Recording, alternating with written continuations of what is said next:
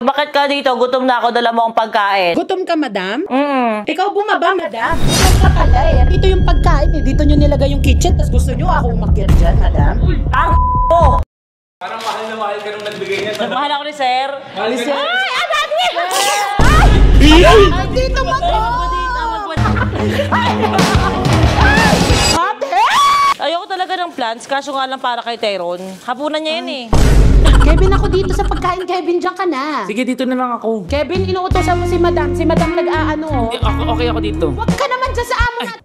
Kevin, Chong, pahinga na tayo. Oh, ano ba yan? Ba't nakahiga ka? Nag-a-apply kang yaya, tinanggap ka. Late ka na nga pumasok, tapos makikita pa namin natutulog ka lang sa kama namin. Saan po ba dapat sa CR? Kevin, nahawakan mo ko, natatakot ako. Isang awak pa lang. Hay, nag-OL. Ano nga? Overload.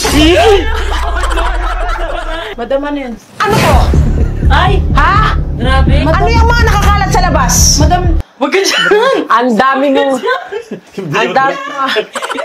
Kailangan lilisin. May napkin. Oh my God. Kailangan lilisin na yan. Ano yun? Kailangan lilisin yan. Ano ba? Isin natin.